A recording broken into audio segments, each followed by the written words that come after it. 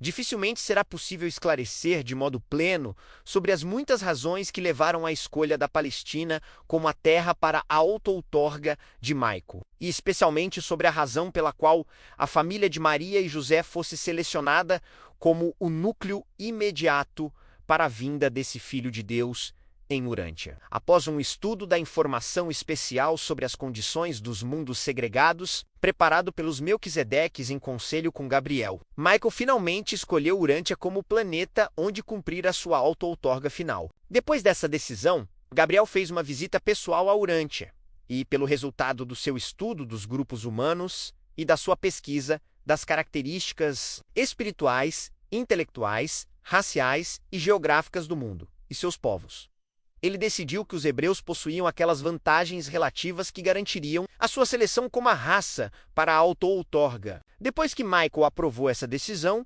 Gabriel destacou a comissão familiar dos 12 selecionada, dentre as mais elevadas personalidades deste universo, e despachou-a para Urântia, encarregando-a da tarefa de efetuar uma investigação sobre as famílias judaicas. Quando essa comissão terminou seus trabalhos, Gabriel estava presente em Urântia e recebeu um informe que designava 3 casais com a perspectiva de poderem ser, na opinião dessa comissão, as famílias igualmente mais favoráveis à auto-outorga em prospecto para a encarnação projetada de Michael. Dos 3 casais apontados à escolha pessoal de Gabriel, recaiu sobre José e Maria. Em seguida, ele fez a sua aparição pessoal a Maria, ocasião em que lhe comunicou as boas novas de que havia sido ela a escolhida para tornar-se a mãe terrena do menino auto-outorgado. José e Maria José, o pai humano de Jesus, Jashua ben José, era um hebreu entre os hebreus, embora trazendo muitos traços hereditários não-judeus, que vinham sendo adicionados à sua árvore genealógica de tempos em tempos pela linhagem feminina dos seus progenitores. A linhagem ancestral do pai de Jesus remontava aos dias de Abraão e, através desse venerável patriarca, remetia-se até as linhas mais antigas de hereditariedade que se ligavam aos sumérios e noditas e, através das tribos meridionais dos antigos homens, azuis, até Andom e Fonta. Davi e Salomão não estavam na linha direta dos antepassados de José. Nem a sua linhagem ia diretamente a Adão. Os ancestrais imediatos de José eram trabalhadores em artefatos menos construtores, carpinteiros, pedreiros e forjadores. José, ele próprio, era carpinteiro e mais tarde foi um empreiteiro. A sua família pertencia a uma longa e ilustre linhagem notável de gente comum, acentuada aqui e ali pelo aparecimento de indivíduos incomuns que se haviam distinguido de algum modo e que estiveram ligados à evolução da religião em Urântia. Maria, a mãe terrena de Jesus, era descendente de uma longa linhagem de ancestrais singulares, que abrangia várias das mulheres mais notáveis na história das raças de Urântia. Embora Maria fosse uma mulher comum dos seus dias e geração, dona de um temperamento bastante corriqueiro, ela contava entre os seus antepassados com mulheres bem conhecidas como Anon, Tamar, Ruth, Betsabá, Ansi, Cloa, Eva, Inta e Rata. Nenhuma mulher judia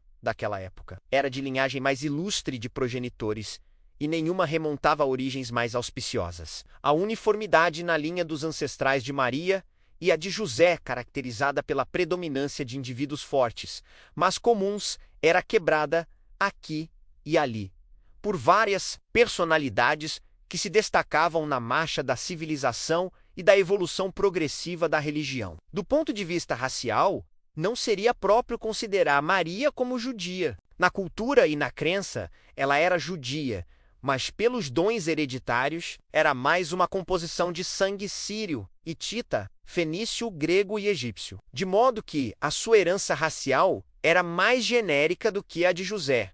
De todos os casais que viviam na Palestina, por volta da época da auto-outorga projetada de Michael, José e Maria, possuíam a combinação ideal de parentescos raciais abertos e de dons de personalidade acima do normal. Era plano de Michael aparecer na Terra como um homem comum, de modo tal que a gente comum o entendesse e o recebesse. E por isso é que Gabriel havia selecionado pessoas como José e Maria para tornarem-se os progenitores nessa auto-outorga. Gabriel aparece para Isabel o trabalho da vida de Jesus em Urântia. Na verdade, foi iniciado por João Batista. Zacarias, o pai de João, era um sacerdote judeu, enquanto a sua mãe, Isabel, era membro do ramo mais próspero do mesmo grande grupo familiar, ao qual também pertencia Maria, a mãe de Jesus, Zacarias e Isabel. Embora estivessem casados há muitos anos, não tinham filhos. Era já o final do mês de junho do ano 8 a código, cerca de 3 meses após o casamento de José e Maria, quando Gabriel, certo dia, apareceu para Isabel ao meio-dia, tal como mais tarde se apresentaria perante Maria. E Gabriel disse a ela: "O teu marido Zacarias está diante do altar em Jerusalém, enquanto o povo reunido ora pela chegada do libertador, e eu, Gabriel, vim para anunciar que tu irás dentro, em pouco conceber um filho, que será o precursor do seu divino mestre, e chamarás de João ao teu filho. Ele crescerá dedicado ao Senhor seu Deus, e quando atingir a maturidade, ele alegrará o teu coração, porque conduzirá muitas almas para Deus. E também irá proclamar a vinda do curador de almas do vosso povo e o libertador do espírito de toda a humanidade. A tua prima Maria será a mãe desse menino prometido, e eu também aparecerei diante dela." Essa visão amedrontou grandemente a Isabel. Depois da partida de Gabriel, ela repassou a experiência, revirando-a na sua mente, ponderando longamente sobre as palavras do majestoso visitante, mas não falou da revelação a ninguém, exceto ao seu marido, até que posteriormente, afinal, visitasse Maria, em princípios de fevereiro do ano seguinte. Durante 5 meses, contudo, Isabel guardou aquele seu segredo até mesmo do marido. E quando contou a ele sobre a visita de Gabriel a Zacarias, permaneceu cético e durante semanas duvidou de toda a experiência, só consentindo em acreditar na visita de Gabriel à sua esposa e sem maior entusiasmo quando não mais podia duvidar de que ela esperava uma criança. Zacarias ficou muito perplexo com a maternidade próxima de Isabel, mas não duvidou da integridade da sua esposa, apesar da idade avançada dele. E apenas 6 semanas antes do nascimento de João, é que Zacarias, em consequência de um sonho impressionante, tornou-se plenamente convencido de que Isabel estava para tornar-se a mãe de um filho do destino, aquele que iria preparar o caminho para a vinda do Messias. Gabriel apareceu para Maria por volta de meados de novembro do ano 8 a código, no momento em que ela estava trabalhando na sua casa em Nazaré. Mais tarde, após haver sabido que era certo que estava para ser mãe, Maria persuadiu José a deixá-la viajar à cidade de Judá, a 7 quilômetros a oeste de Jerusalém, nas montanhas, para visitar Isabel. Gabriel tinha informado a cada uma dessas 2 futuras mães sobre a sua aparição à outra. Naturalmente ficaram ansiosas para encontrarem-se, para compartilhar as experiências e para falar sobre o futuro provável dos seus filhos. Maria permaneceu com a sua prima distante por 3 semanas. Isabel fez muito para fortalecer, em Maria, a fé na visão de Gabriel, de modo que esta voltou para sua casa mais plenamente dedicada ao chamado de ser mãe do menino predestinado a quem ela, muito em breve, iria apresentar ao mundo como um bebê indefeso, uma criança comum e normal deste reino. João nasceu na cidade de Judá, aos 25 de março do ano 7 a código. Zacarias e Isabel rejubilaram-se grandemente com o fato de que um filho tivesse vindo para eles como Gabriel havia prometido. Ao 8º dia, quando apresentaram a criança para a circuncisão, eles o batizaram formalmente como João, exatamente como se lhes havia sido ordenado. E logo um sobrinho de Zacarias partiu para Nazaré, levando até Maria a mensagem de Isabel, que proclamava o nascimento de um filho, cujo nome seria João.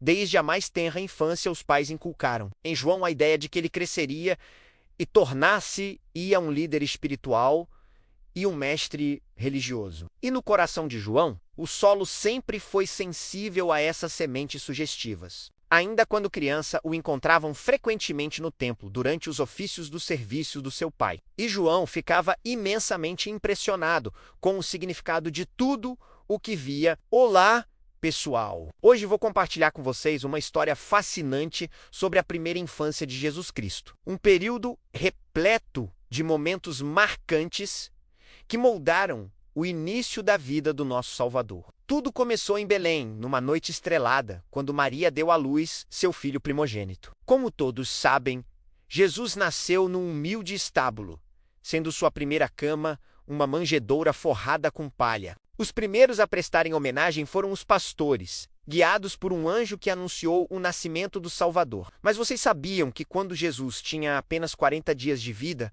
José e Maria o levaram ao templo em Jerusalém? Este momento foi muito especial. Seguindo a tradição judaica, eles foram apresentar o menino a Deus e fazer a oferta de purificação. Lá, encontraram 2 servos fiéis, Simeão e Ana, que reconheceram Jesus como o Messias prometido. Logo depois, aconteceu a visita dos magos do Oriente. Estes sábios viajantes seguiram uma estrela extraordinária até encontrarem o menino Jesus. Trouxeram presentes significativos: ouro, simbolizando a realeza; incenso, representando a divindade; e mirra, prenunciando seu sacrifício futuro. Mas nem tudo foram momentos de celebração. Logo após a partida dos magos, um anjo apareceu a José em sonho, alertando sobre o perigo que o menino Jesus corria. O rei Herodes, movido pelo medo de perder seu trono, planejava matar todas as crianças de Belém com menos de 2 anos. José, Maria e Jesus precisaram fugir às pressas para o Egito. A família permaneceu no Egito até a morte de Herodes. Imaginem só as experiências que o pequeno Jesus deve ter vivido naquele país. Quando foi seguro retornar, eles se estabeleceram em Nazaré, na Galileia, onde Jesus cresceu e se desenvolveu. Um dos momentos mais marcantes da infância de Jesus aconteceu quando ele tinha 12 anos. Durante uma peregrinação a Jerusalém para a festa da Páscoa, Jesus ficou no templo conversando com os mestres da lei, surpreendendo a todos com sua sabedoria e entendimento. Seus pais, após procurá-lo por 3 dias, o encontraram ali, e ele lhes disse: "Não sabiam que eu devia estar na casa de meu pai?" As Escrituras nos contam que Jesus crescia em sabedoria, estatura e graça diante de Deus e dos homens. Ele vivia uma vida comum em Nazaré, provavelmente ajudando José na carpintaria, aprendendo o ofício e as tradições de seu povo. Era um filho obediente, que honrava seus pais e cumpria seus deveres. É interessante notar como a infância de Jesus combina elementos extraordinários com aspectos totalmente comuns da vida. Ele era, ao mesmo tempo, o Filho de Deus e uma criança que crescia num lar humilde, aprendendo e se desenvolvendo como qualquer outra. Esta história nos ensina valores importantes sobre humildade, obediência e sabedoria. Mesmo sendo o Filho de Deus, Jesus viveu uma infância simples, respeitando seus pais e crescendo em conhecimento e graça. Sua história nos mostra que grandeza não está em posições ou posses, mas no caráter e na relação com Deus. Pessoal, espero que tenham gostado dessa viagem pela primeira infância de Jesus.